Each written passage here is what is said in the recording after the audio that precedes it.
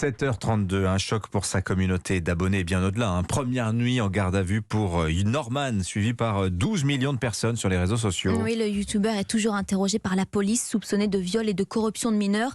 Une procédure dans le cadre d'une enquête préliminaire ouverte en janvier. Alexandra Gégy, l'homme de 35 ans, est visé par plusieurs plaintes. Oui, 6 femmes ont déposé plainte, parmi elles Maggie Desmarais, âgée de 16 ans au moment des faits. Elle témoigne dans le podcast Over the Rainbow de Capucine Coudrier. Donc c'était sur Snapchat, j'avais envoyé une photo très simple dans les débuts, mais rapidement il est quand même assez devenu dragueur. Quand il me demandait des photos, c'était du sexting à un moment là. Il était des fois très violent, il me disait vraiment des façons qu'il allait me prendre, de qu'est-ce qu'il allait faire avec moi, puis il disait vraiment j'aime le fait que tu sois plus jeune, tu sais. Il aimait qu'on en joue. Cette jeune Québécoise a été convoquée à Paris par la Brigade des mineurs. Une confrontation avec Norman Tavo est prévue aujourd'hui. Les 5 autres victimes potentielles ont aussi été interrogées par la justice. À l'exception de Maggie Desmarais que l'on vient d'entendre, toutes pourraient avoir subi un viol.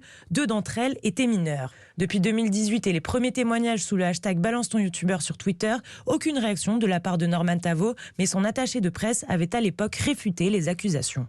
Alexandra Gégy a noté qu'une confrontation entre Norman et l'une des plaignantes pourrait être organisée aujourd'hui. Le groupe Webedia qui produit les vidéos du youtubeur a annoncé hier suspendre sa collaboration.